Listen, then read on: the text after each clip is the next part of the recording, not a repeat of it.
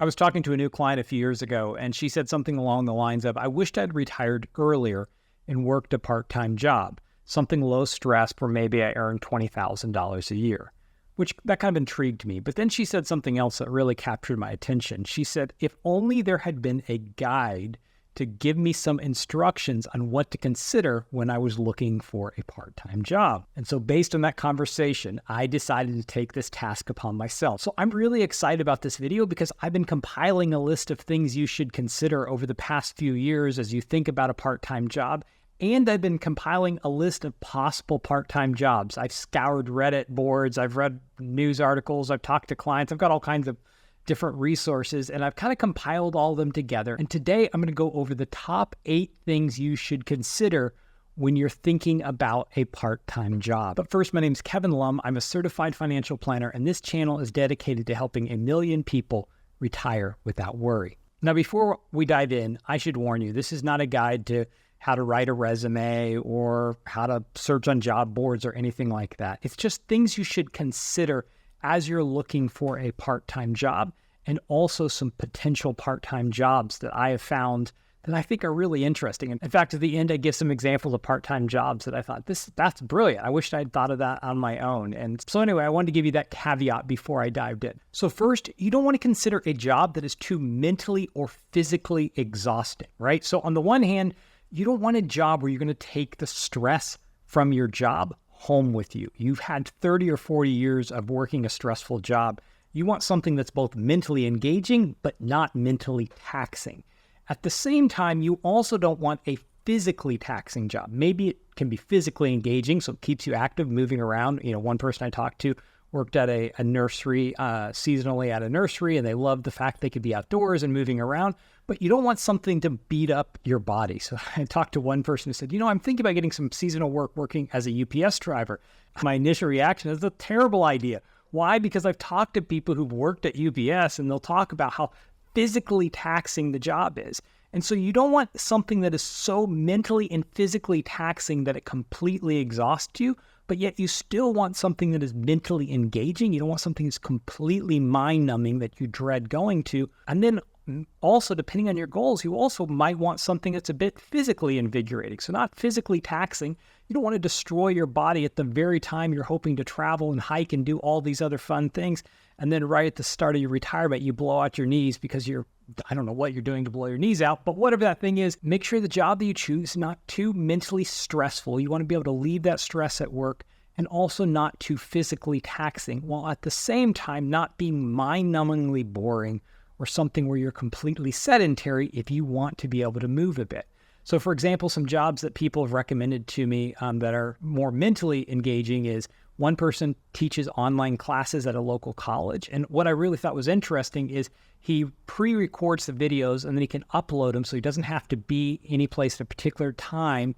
And then he can log in on his schedule, log in and answer questions from students and engage on the message board. Somebody else, she actually created her own online course. She had an expertise and she created an online course, pre-recorded all the videos. I think she used this platform called Kajabi.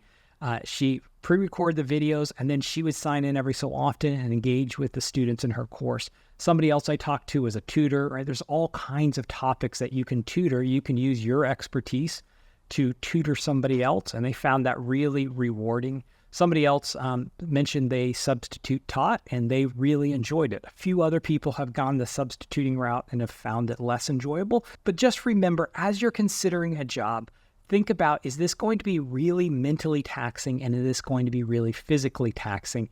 And on the inverse side, think, is this going to be mind-numbingly boring or something where I'm completely sedentary if you want to be more physically active? So that's the first thing to think about. The second thing you want to think about is skills and experience. And there's 2 ways to approach this. For some of you, you might want to look for a part-time job that builds on your current skills and experience.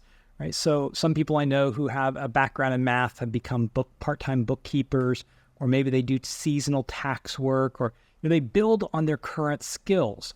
Some people go into consulting in their industry, but other people have said, actually, this is a time in life where I'm going to use this part-time job to gain new skills. A couple of my favorite examples of this are a couple different people I've talked to who are really into into wine. And so one person got a job as a pourer. I think that's the right word. I have no idea. As a pourer at a tasting room. Somebody else got a job working at Total Wine and Spirits. But what I found really unique about this is they used this opportunity of some part-time work. They brought in some extra income. They had some social interaction, but at the same time, they were learning a new skill. Another example of this, let's say you're interested in music and you've always wanted to learn a musical instrument. You might look at getting a part-time job at maybe your local music store or your local music conservatory. So for example, my daughter goes to a music conservatory near our house, and every time we go in there, when she goes in to take her piano lessons, there's a retiree by the front door. He's a part-time guard. There's some characters in the neighborhood. And he's a part-time greeter. Every time she goes to music class, she looks forward to seeing him. And so once I asked him, like, why do you do this job? He'd had a very successful career before. And he said, I love music. I wanted to be around music. I'm not particularly musically talented. I don't play an instrument, but I wanted to be around music. I wanted to start taking lessons of my own. And I thought, what better way than to work at a music conservatory? So you might want to think about, like, what are some skills you want to learn? And is there a way to find a part-time job adjacent to that industry?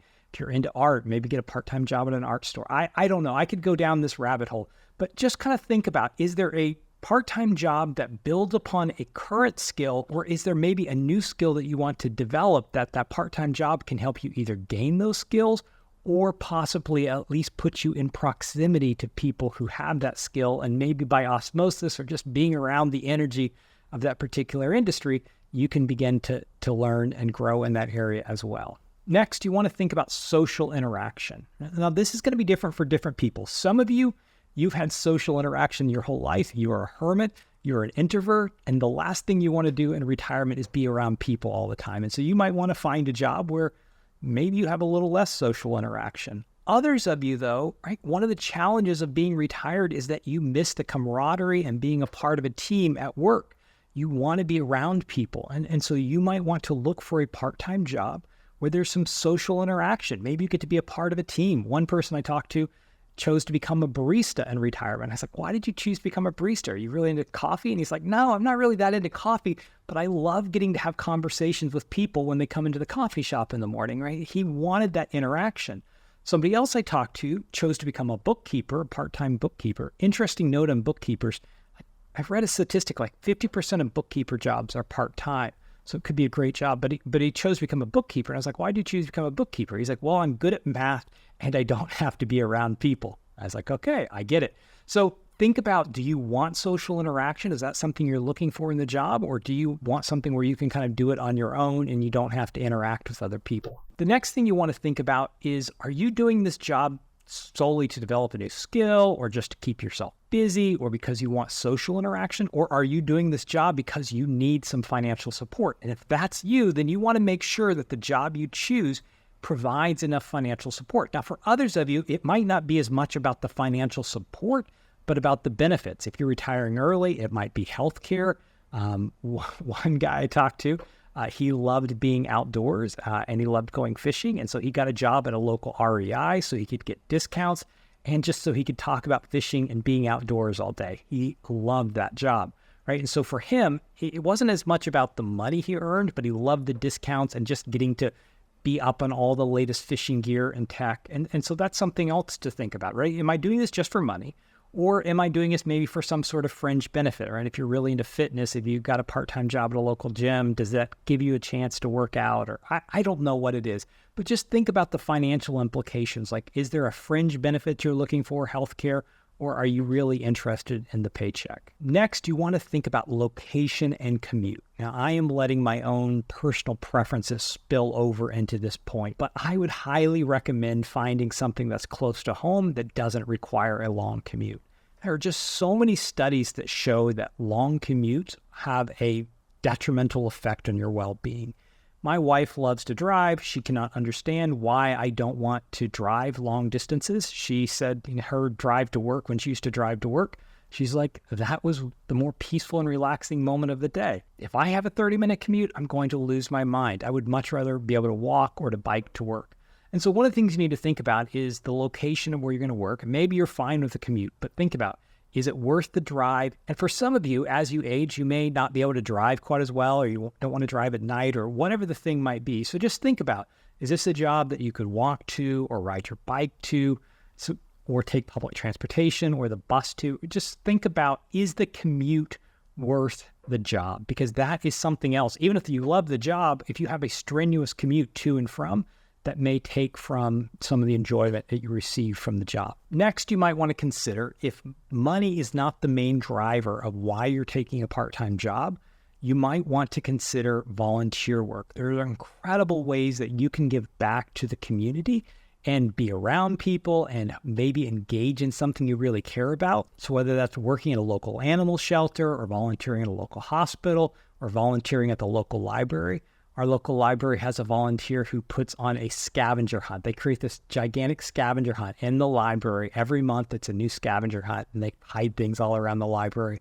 My daughter loves to go to the library, less about the books and more about the scavenger hunt. And so this person who volunteers their time has created so much joy for so many kids. And so if you don't need the financial benefit, then maybe consider, is there a way that you could volunteer and give back? Some people have volunteered at their church. Some people volunteered full part-time jobs, 20 to 30 hours a week, working at their local church because they wanted to give back. And so there may be some real roles that you could do on a volunteer basis at a local organization where you could get the social interaction, but you could also give back. Next, if I was going to put an asterisk by one thing that is the most important, might be this. You want a job that provides flexibility. So as you move into retirement, or if you're working a part-time job in retirement, you don't want anything that's going to tie you down or become a drudgery.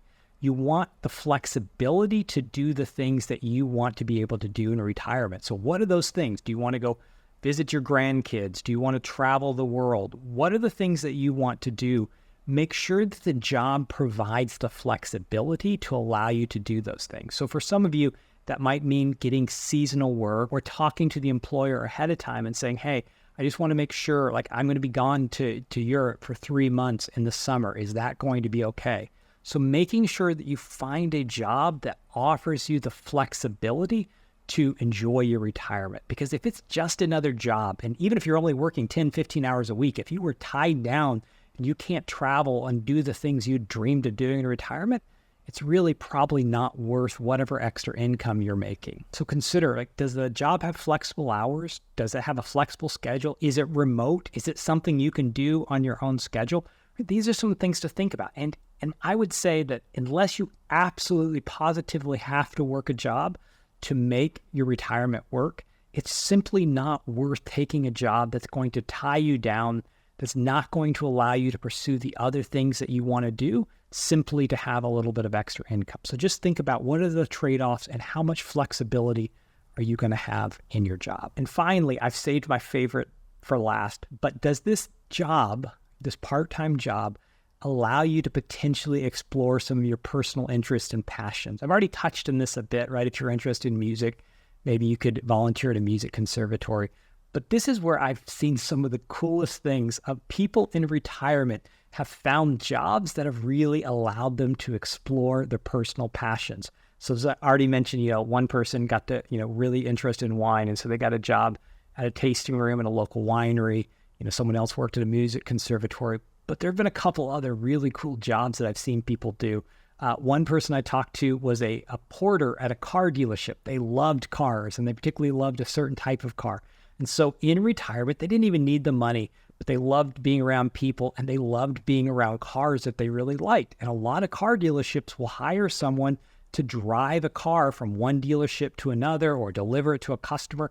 And often it can be an overnight drive. It's a long drive. So if you love cars and you want to be around new cars and unique cars, maybe see if you can get a job as a car porter. I think that's what it's called. I'm not even quite sure what you would call it, but see if maybe you could get a job delivering cars. But I've also talked to other retirees who've done very similar things. If you're really into music or really into sports, you can often get a job at a local stadium or a local music venue, helping usher people, help them find their seats, greeting, there's all kinds of different jobs, standing at the door, passing out programs, but it'll often allow you to get to be around music or be around sports or whatever the venue is and you make a little extra money. So you get to pursue your passion and you get to make a little bit of extra money. So think about, like, are there any fun environments you enjoy being around?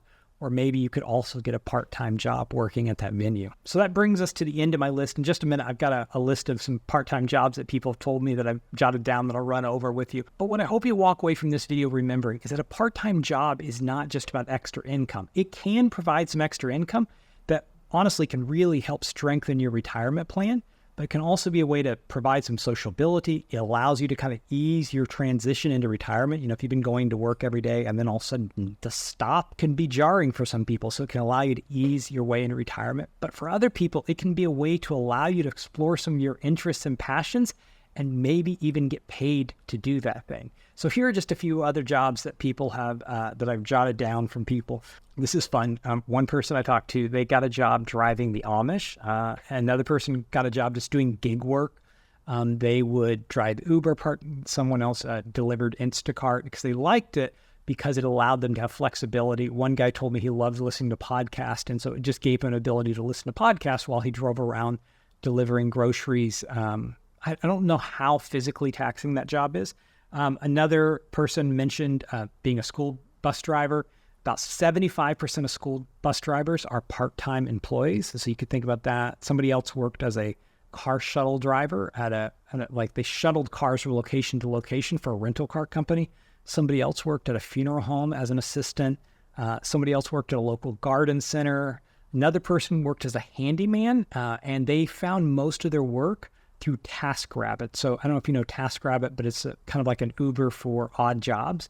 And so if you have some skills, you might be able to put yourself on TaskRabbit. And often here in LA, people tend to get $50 to $75 an hour just for doing some odd jobs. And the great thing is it's a very flexible schedule. Somebody else was a seasonal housekeeper. I think I already mentioned bookkeeper. Seasonal retail, right? So stores will often kind of scale up their workforce during the holiday season. And so you might be able to get a discount on holiday gifts or gifts for yourself and also make a little extra money. And then the other one, and I just thought this the last minute, but potentially work for a financial advisor. A lot of financial advisors hire part-time people. If you're watching this channel, often you are a DIYer. You love tinkering with things and you've got your spreadsheets and figuring out and thinking about investments. Maybe see if you could get a part-time job working in a financial advisor firm, because it might be a way for you to get to be around something you've always been kind of interested in and kind of get a glimpse of it from the other side. So that was just something that popped in my head. So my question for you is, what are your thoughts about working a part-time job in retirement? And then what are some of the coolest part-time jobs that you've seen? You do me a favor and leave those in the comments below so other people can see them. Maybe it's something you've done or something a friend of yours has done, just to kind of give people an idea of the type of work that you can do. And then if you think there's something I left out, something you should consider that I didn't touch on, go ahead and leave that in the comments below. And then finally, if you are wondering, well, this all sounds well and good, but how does working a part-time job impact my Social Security? I've got a whole video talking about that. You can watch it now.